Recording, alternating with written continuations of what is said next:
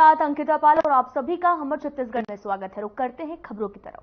8 मार्च को अंतर्राष्ट्रीय महिला दिवस आने वाला है। ये दिन महिलाओं के लिए समर्पित है। आखिर ये दिन क्यों खास होता है, इसके बारे में बताया है समाज सेविका हेमंती प्रजापति ने। देखिए इस रिपोर्ट में।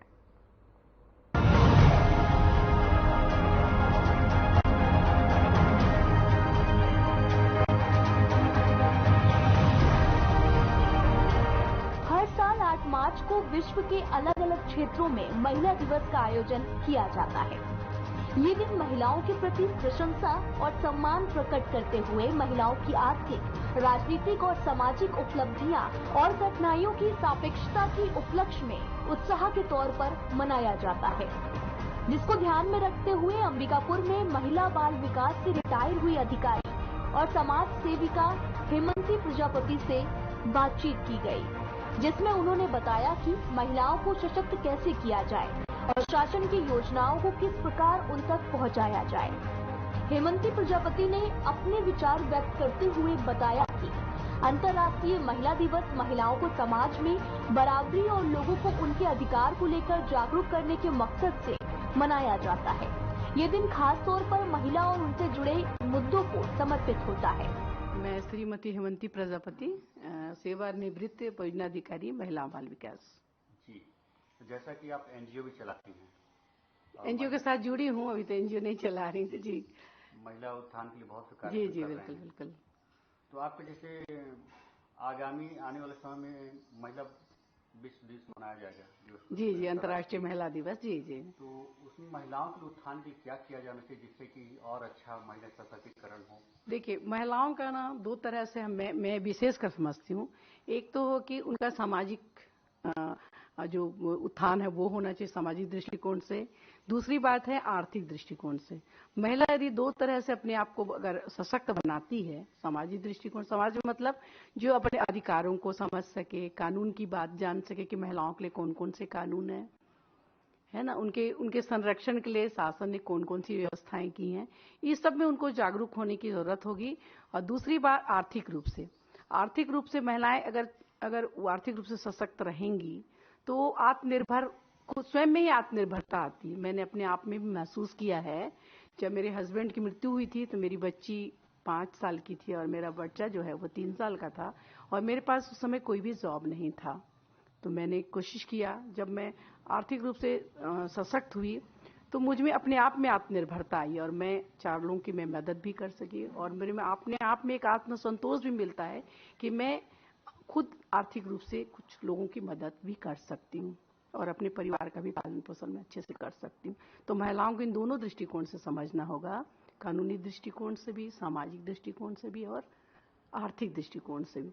तो मैं सरकार से वैसे ये उम्मीद रखूंगी कि इन क्षेत्रों में भी महिलाओं के लिए बहुत ज्यादा काम करने की आवश्यकता है। आज भी बहुत सारी महिलाएं, सरकार ने बहुत अच्छी योजनाएं जो की थी, स्वसहायता समूह का गठन करना और उनको सशक्त करने की जो बात थी, तो उसमें अभी भी बहुत सारी महिलाएं जुड़ी तो हैं लेकिन अभी आर्थिक रूप से उतनी सशक्त नहीं हो पाई। तो उनके लिए भी ऐसी योजनाएं लानी पड़ेगी जिससे वो आर्थिक रूप से सशक्त हो गए। जैसे घरेलू उद्योग हैं, छोटे छोटे काम, खेती बाड़ी की बातें हैं। आज हम देखते हैं हमारा जो ग्रामीण जीवन है आज भी खेती पे आधारित है, तो खेती को भी अपन बढ़ावा कर सकते हैं। ऐसी चीजों को उत्पादन कर सकते हैं जिसमें आय उनको अधिक से अधिक मिले। जैसे धान वान में आपको उतना नहीं मिलेगा, जैसे अपना मोटे अनाजों की बात कर सकते हैं, है ना। और जैसे लहसुन प्याज की बात आप देख रहे हैं, लहसुन प्याज में भी काफी अच्छा इनकम होता है। और पशुपालन की दृष्टि में भी कर सकते हैं, गाय पाल सकती हैं, दूध का बिक्री कर सकती हैं। आज बहुत जगह होटलों में बहुत सारे में बिक्री करने की कोई समस्या नहीं आती है। और जैसे सीजनल जैसे चीजें हैं, बड़ी पापड़, अचार वगैरह, तो आप देखते हैं आंवला के समय आंवला बहुत होता है, आम के समय आम बहुत होता है। तो ये सब चीजों को भी वो लोग कर सकती हैं, छोटे मोटे धंधे कर सकते हैं। और भी बहुत सारी बातें हैं, जैसे फाइल का निर्माण है, चौक निर्माण है, अगरबत्ती निर्माण है, साबुन निर्माण है। सब चीजों का शासन उनको छोटी छोटी इकाइयों पे, पंचायत स्तर पे ऐसा कोई काम उनके लिए ऐसी व्यवस्था करें ताकि महिलाएं सशक्त रूप में हो सके। अभी एक बहुत अच्छी बात हुई है कि रेडी टू ईट फिर महिलाओं को मिलने की बात हुई, बहुत अच्छी है, मैं इनका स्वागत करती हूँ। तो रेडी टू ईट में भी महिलाएं बहुत कुछ आगे बढ़ी थी उसमें, और उनमें एक आत्मनिर्भरता भी थी कि हम खुद बना रहे हैं और बच्चों को खिला रहे हैं, क्योंकि उनके गांव के ही बच्चे हैं। और उनके गांव की ही महिलाएं हैं, तो वो लोग अच्छे से बना रहे, क्योंकि अगर वो खराब बनाएंगी तो तुरंत शिकायत होंगी, लोकल हैं वो लोग। तो ये भी एक बहुत अच्छी योजना है जिसको कि पुनः लागू की कर सकती है सरकार। और महिलाओं को हर क्षेत्र में आगे बढ़ने की बात होनी चाहिए। राजनीति के क्षेत्र में भी बहुत अच्छी बात हुई कि अभी पंचायतों में काफी महिलाएं चुन के आई हैं, राजनीति में भी काफी, लोकसभा विधानसभा वगैरह में काफी महिलाओं को अवसर मिला है, तो इसमें भी महिलाएं सशक्त होंगी। नौकरी में तो है ही आरक्षण। जैसे आप सेवानिवृत्त हुए थे समाज सेवा के लिए, क्या आप लोकसभा चुनाव लड़ेंगे? नहीं, अभी तक तो मैंने ऐसा कुछ सोचा नहीं है, लेकिन अगर अवसर मिलेगा तो बिल्कुल सोचूंगी। कि चाहती हूँ मैं कि राजनीति में आके मैं लोगों का कर सकता हूँ। वैसे राजनीति में नहीं भी आऊँ तो मैं समाज से तो वैसे भी जुड़ी हुई हैं, तो महिलाएं मुझसे संपर्क कर सकती हैं। जो मेरे से बनेगा मैं निःशुल्क सेवा देने को तैयार हूँ।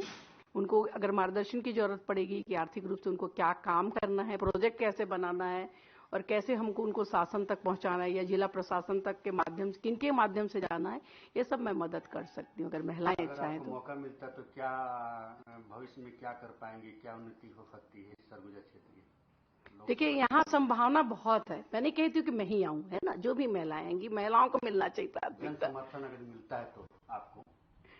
तो अभी तक मैं ऐसा कुछ बोल नहीं सकती, ये तो राजनीति की बात है, पार्टियों की बात है ना, तो इसमें अपना कुछ मैं विचार नहीं व्यक्त करना चाहती हूँ। और मैं चाहती हूँ जो भी महिलाएं, जिसको भी मिले, महिलाओं को अवसर मिलना चाहिए। लोकसभा में भी पिछले बार मिला था महिलाओं को अवसर, ऐसे भी इस बार भी अगर महिलाओं को या जिस भी पार्टी के हों उनको अवसर मिलना चाहिए और वो आए आगे और महिलाओं को अवसर मिले। अभी हमारी राष्ट्रपति भी तो महिला है ना। हालांकि आपका नाम ऊपर सुनने में आ रहा है कि मौका मिल सकता है।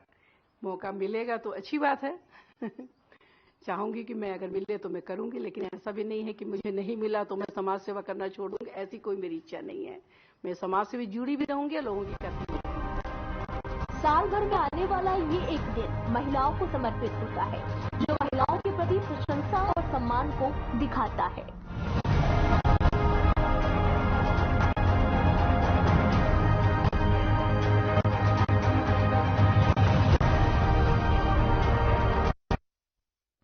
तो बढ़ते हैं आगे। आपको बता दें कि खबर दंतेवाड़ा से है, जहां पर दंतेवाड़ा जिले का किरदुल इन दिनों गैस चैम्बर बना हुआ है। यहां पर लोगों को सांस लेना भी दूभर हो रहा, लेकिन नगर पालिका प्रशासन कुंभकर्ण की निद्रा में सो रही है। देखिए इस रिपोर्ट में।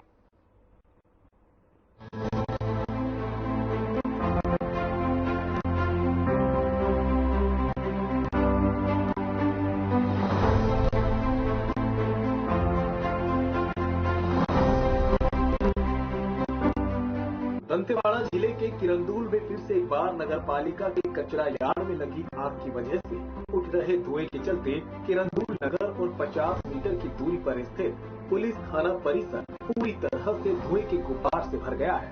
धुआं इतना जहरीला और बदबूदार होता है कि लोगों को घरों से बाहर निकालना पड़ जाता है। वैसे ही आज किरंदुल में फिर से एक बार पुलिस थाना में धुआं भरने के चलते पुलिस के जवानों को थाने से बाहर निकालना पड़ गया। इससे पहले भी थाना और आसपास के लोगों को आए दिन इस धुएं की वजह से घरों से बाहर निकलने को मजबूर होना पड़ रहा था। अभी हम खड़े हैं किरंदुल थाना एरिया में और आप देख सकते हैं हमारे पीछे पूरी तरह से धुआं का गुबार दिख रहा है। इससे पहले भी हम लगभग 1 महीना पहले इस खबर को हमने 2 बार चलाया था। उसके बाद लगभग 20 दिन तक यहाँ से धुआं उठना पूरी तरह बंद हो गया था। अब कल रात्रि से अचानक फिर से नगर पालिका के कचरे में आग लगाई गई है और इस तरह से फिर से नगर के अंदर पूरी तरह से वातावरण प्रदूषित हो रहा है। नगर पालिका का जो कचरा ढेर है वहाँ पर आग लगाने से फिर से पूरी तरह से आग की वजह से कचड़े में आग जो लगी है उसे धुआं उठ रहा है और नगर में पूरी तरह बदबू और गैस की जो बदबू होती है वो फैली हुई है। इस वक्त हम खड़े हैं किरंदुल थाने में और जहाँ पूरी तरह से धुआं से भरा हुआ माहौल दिख रहा है, पूरा वातावरण दिख रहा है। आप समझ सकते हैं कि यहाँ पर इस वक्त जो परिस्थिति है, पुलिस वाले हमको बाहर नजर आ रहे हैं। जो पुलिस थाने के अंदर रहना चाहिए स्टाफ, वो स्टाफ थाने से बाहर निकल गए हैं और वो अंदर रुक नहीं पा रहे हैं। अंदर थाने के अंदर इतना धुआं भरा हुआ है कि उनको मजबूरी में बाहर निकलना पड़ गया है। अब इस तरह की परिस्थिति पूरे नगर के अंदर बनी है और ये धुआं पूरे नगर में फैल जाता है और प्लास्टिक जलने से जो नगर वाला पूरी तरह से जहरीली गैस जो फैलती है उससे लोगों को रहना मुश्किल हो जाता है। अब ये समस्या कब सुलझेगी, कैसे सुलझेगी, इसका जवाब नगर पालिका भी नहीं दे पाती है और नगर पालिका के पास इसका कोई रास्ता भी नहीं है कि वो इस धुएं को खत्म करे। नगर पालिका कचरा ड्रम करके रखे हैं जो रात में जलाते हैं, जिससे वायु प्रदूषण धुआं से पूरा जवाब कहाँ से नाश होते जा रहा है। दिन के दिन इसके बारे में कोई शासन का साधन नहीं बोला गया था। थाना के बगल में डंप किया जाता है, रोजाना डंप कर रहे हैं और सुबह शाम आग लगा देते हैं, जिसके कारण से थाने में धुआं भर जाता है। धुआं भरने से जहरीले गैस निकलता है, जिसके कारण से थाना के कर्मचारी अधिकारियों का आंख में जलन होता है और थाना से हम लोग जो है बाहर निकल जाते हैं। इस संबंध में नगर पालिका और प्रशासन को कई बार लेटर जारी किए गए हैं, लेकिन किसी प्रकार की सुनवाई नहीं हुआ है, जिससे हम लोग परेशान हैं। इससे पहले हमारे चैनल हर खबर में एक खबर 16 दिसंबर को चलाई गई थी, जिसके बाद नगर पालिका ने संज्ञान में लेते हुए इस कचरे के ढेर में सफाई के लिए ध्यान दिया था, लेकिन फिर से इस कचरे के ढेर में आग लगा दी गई। बता दें कि इस कचरे में प्लास्टिक भी होती है, जिसकी वजह से डायोक्सिन नाम की जहरीली गैस निकलती है, जिससे कैंसर की बीमारी होने की संभावना होती है। ऐसे उठ रहे जहरीले धुएं के बीच पुलिस के जवान, सीआईएसएफ के जवान और परिवार रहने को मजबूर है, लेकिन नगर पालिका प्रशासन कुंभकर्ण की नींद सोया हुआ है। हालांकि देखने की बात अब यही है कि कब नगर पालिका प्रशासन की नींद टूटती है और यहाँ की जनता चैन की नींद सोती है। Bureau report.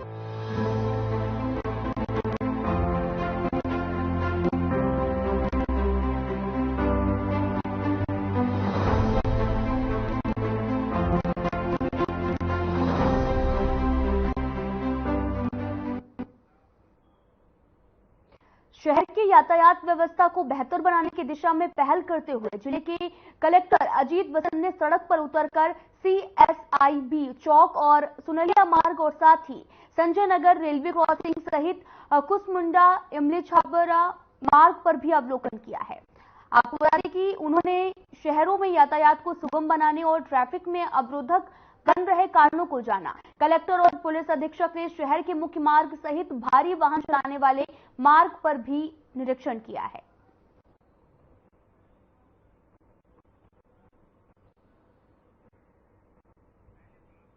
आप तस्वीरों में भी देख सकते हैं, तस्वीरें कोरबा की हैं, जहां पर कलेक्टर और एसपी ने दुर्घटनाओं पर रोकथाम के लिए सड़कों पर उतरे हैं। यातायात को बेहतर बनाने की ये पहल लगातार जारी है। कलेक्टर और एसपी ने जगह जगह पहुंचकर निरीक्षण किया है। दरअसल दुर्घटनाओं पर रोक लगाने के लिए ये पहल की गई है और यहां पर लोगों से भी बातचीत करते हुए नजर आ रहे हैं। साथ ही यहां पर लोगों से भी बातचीत की और जानकारी लेते हुए नजर आ रहे हैं।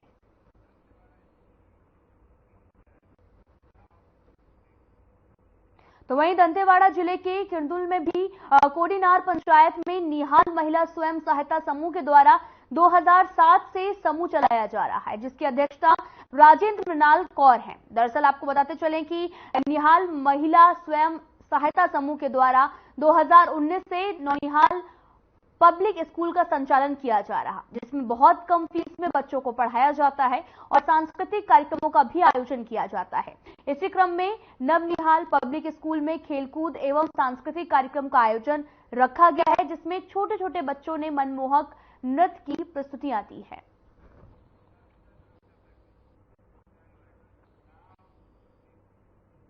बढ़ती सड़क दुर्घटनाओं पर अंकुश लगाने को लेकर प्रशासन हर रोज लोगों को जागरूक करने का हर संभव प्रयास करता है। किसी न किसी माध्यम से लोगों को समझाया जाता है। इसी को लेकर अंबिकापुर के पीजी कॉलेज के ऑडिटोरियम में भी सड़क सुरक्षा पखवाड़ा कार्यक्रम का आयोजन हुआ, जहां पर अब समापन भी किया गया है।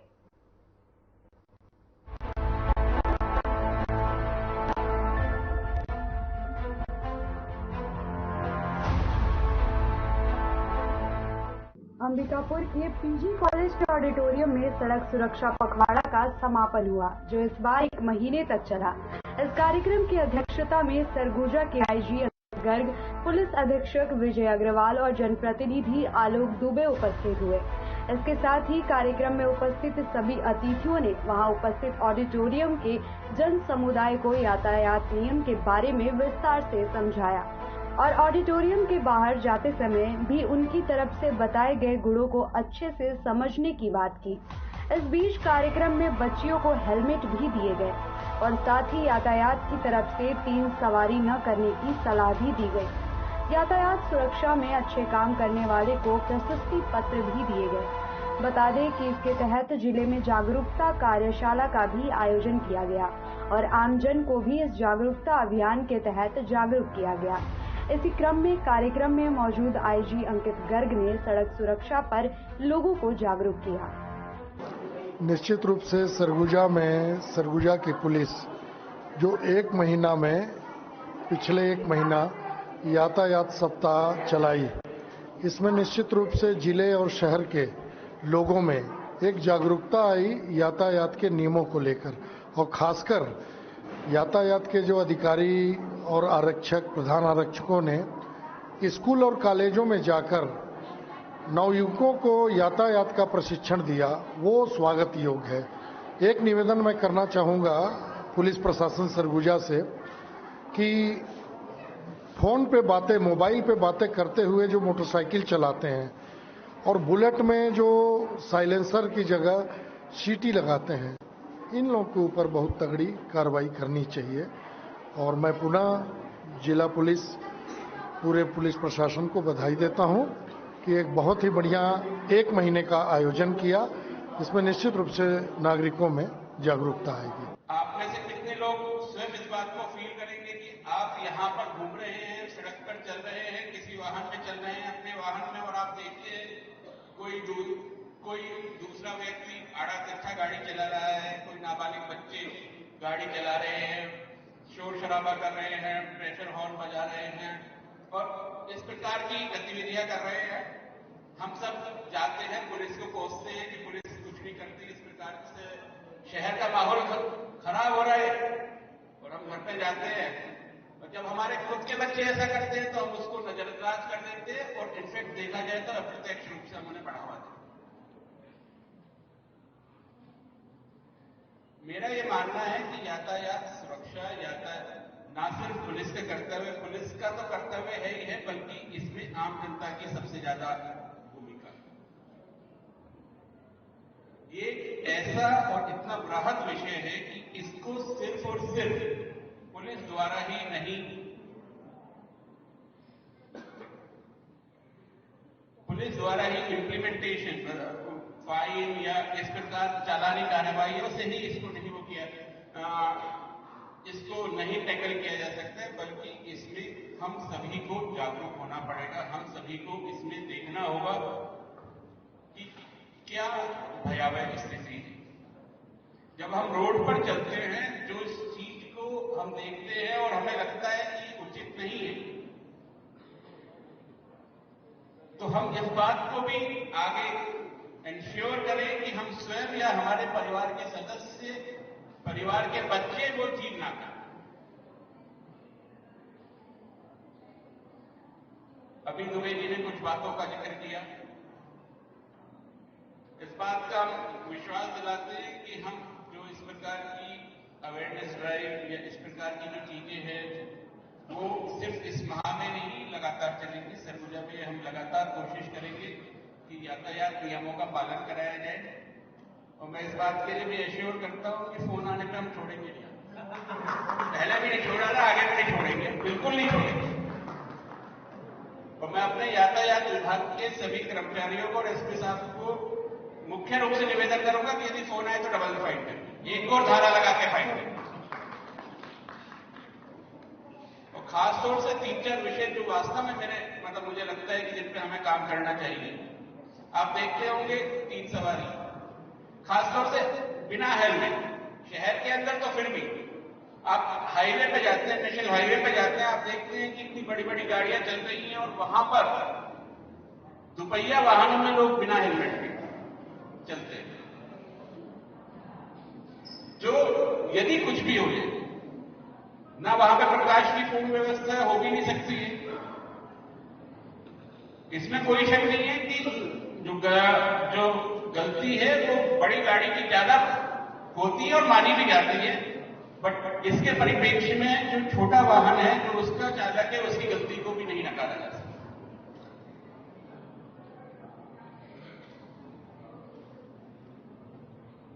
नेशनल हाईवे पर हेलमेट पहन के चले, मोबाइल पे बात करना आपको लगता है, कभी कभी तो मन करता है कि इनको रोक के कहा जाए कि क्यों यहां स्टंट कर रहे हो सड़क पर, जाओ थोड़ा सा और प्रैक्टिस कर लो तो मुंबई में अच्छी नौकरी मिल जाएगी। एक हाथ में मोबाइल है, एक मोबाइल कान में दबा हुआ है और एक हाथ से ही मोटरसाइकिल या दोपहिया वाहन चला रहे हैं।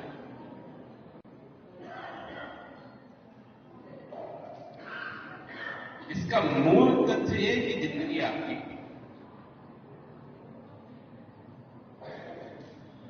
पुलिस कार्रवाई करेगी, पर यह बहुत स्पष्ट है कि पुलिस कार्रवाई ही एकमात्र उपाय है। 24 घंटे हर सड़क पर, हर चौराहे पर, हर गली नुक्कड़ पर पुलिस कार्रवाई नहीं कर सकती। पुलिस के बराबर जो कर्तव्य क्षेत्र है उसमें यातायात सुरक्षा एक मुख्य क्षेत्र है, किंतु उसके अतिरिक्त भी हर वक्त नहीं उपस्थित रहा जा सकता। और चालानी कार्रवाई है, इस प्रकार की कार्रवाइयों का मुख्य उद्देश्य ऐसा नहीं है कि पैसा वसूलना या पुलिस को अपना सड़क सुरक्षा कोष को, बेसिकली लोगों को समझाना है कि आप गलती कर रहे हैं। हमने इस पूरे माह में कोशिश की कि लोगों को समझाइश दी जाए लगातार कि ये नए यातायात के नियम, जो 4-5 फील्ड हमने खासतौर से चुने थे कि जो पुलिस विभाग ने अपने इंटरनली डिस्कशन करके जो पाया है, जो सड़क दुर्घटनाओं के मुख्य कारण है, उन 4-5 मुख्य बिंदुओं को आइडेंटिफाई करके इस सड़क सुरक्षा माह में हमने पूरी रेंज में कोशिश की है कि इस बारे में सभी को सचेत किया जाए, सभी को समझाइश दी जाए। अब हम आगे से गांधीगिरी बंद करते हुए अपनी कार्रवाई हमें चालू करनी पड़ेगी और हम करेंगे लगातार। बट साथ ही साथ मेरा फिर दोबारा से सभी से ये निवेदन रहेगा कि जो चीज हम यहां बोल रहे हैं, जो चीज हम यहां सुन रहे हैं, उसको इस ऑडिटोरियम से बाहर निकलते ही ना छोड़ दें। याद रखिए कि यदि हम अपनी तरफ से एक छोटा सा भी वो करते हैं, यदि मैं सड़क पर ठीक चल रहा हूं तो आप मान के चलिए कि कम से कम 1 से 2% प्रॉब्लम खत्म है। सड़क सुरक्षा माह का आयोजन जनवरी और फरवरी के माह में किया गया था और केंद्रीय रोड सेफ्टी मंत्रालय द्वारा ये कार्यक्रम एक शेड्यूल आया था, उसके मुताबिक ये कार्यक्रम किया गया था। इस पूरे माह के दौरान मुख्यतः यातायात जागरूकता पर आधारित कार्यक्रम स्कूलों में, चलित थानाओं में और अन्य सार्वजनिक स्थलों पर किए गए थे। रोड मुख्य चौक चौराहों पर भी ये कार्यक्रम किए गए थे। और इसका मुख्य उद्देश्य यही था कि यातायात के बारे में लोग जाने और उसका पालन करें। सिर्फ जानने से काम नहीं चलेगा जब तक उसका पालन न करें, और इस दिशा में कुछ इन्फोर्समेंट की भी कार्रवाई की गई है। आने वाले समय में जितने इन्फोर्समेंट के अंग हैं और साथ में कुछ जो चौक है जिनमें ट्रैफिक इंजीनियरिंग की समस्या है, उन चौकों पे भी कार्रवाई की जाएगी। सर, पुलिसकर्मी भी अब हेलमेट पहनेंगे सर, क्या कुछ आदेश है और क्या कुछ पालन होगा सर? पिछले कुछ दिनों में कई सारी ऐसी दुर्घटनाएं हुई है जिसमें हेलमेट नहीं पहनने की वजह से पुलिसकर्मियों को भी क्षति हुई है, खासतौर से बाइक चालकों को। एक आदेश आज मैंने जारी किया है कि सभी कर्मचारी हेलमेट पहने और उसका पालन करें। सर, आरके ट्रेडिंग कंपनी है ये, जो लोगों को झांसा देकर आधे कीमत में गाड़ी दे रही है। इस पर कई ग्रामीण जो है किसान भी हैं जो प्रभावित हैं, उस पर किस तरह का आपके पास शिकायत आई है और उस पर जांच करके आवश्यक कार्रवाई शीघ्र करेंगे। किस तरह का शिकायत था सर? वो देख के मैं बताऊंगा आपको। वो धोखाधड़ी की शिकायतें हैं। निश्चित रूप से आज महाविद्यालय के ऑडिटोरियम में समापन का कार्यक्रम बहुत ही उल्लासपूर्वक पूरे नागरिक गणों की उपस्थिति में संपन्न हुआ। ये हमारे सरगुजा अंबिकापुर के लिए बहुत बड़ी चुनौती है। जैसे आंकड़े सामने आए हैं, मृत्यु दर दुर्घटना के कारण पूरे छत्तीसगढ़ में सर्वाधिक है और इससे निपटने के लिए आज यहाँ के पुलिस अधीक्षक महोदय एवं आईजी महोदय ने सरगुजा के नागरिकों को आश्वस्त किया है कि निश्चित रूप से वे ऐसा प्रभावकारी कदम उठाएंगे जिससे यह दर कम हो और दुर्घटना से होने वाली जो भी घटनाएं हैं ये रुक सकें। पार्षद श्री आनंद जी, सभी जनप्रतिनिधिगण, मीडिया के साथीगण एवं मेरे दोस्तों, यातायात एक बहुत व्यापक विषय है और यह सतत चलने वाली प्रक्रिया है। इसको सिर्फ एक माह तक सीमित नहीं रखा जा सकता। यह जागरूकता एक माह में जो लोगों के बीच यातायात पुलिस द्वारा कोशिश की गई है, इसको आगे भी कंटिन्यू रखना है, क्योंकि जो आंकड़े हैं भयावह है। अगर एक साल में 294 व्यक्ति खत्म हो रहे हैं, एक पुलिस, लॉ एनफोर्समेंट एजेंसी और नागरिकों के लिए बहुत बड़ा चैलेंज है। बिना नागरिकों के सहयोग के यातायात ठीक नहीं हो सकता। विगत वर्षों में कई सारी रोडें बनी है, सड़कों का उन्नयन हुआ है।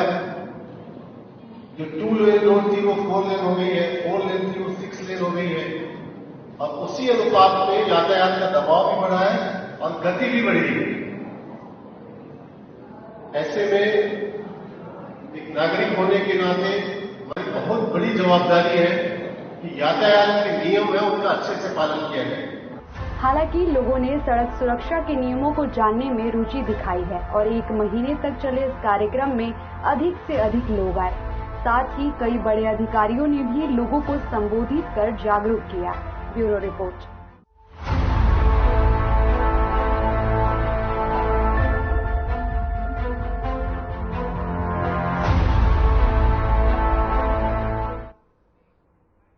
फिलहाल इस वीडियो में इतना ही। नमस्कार।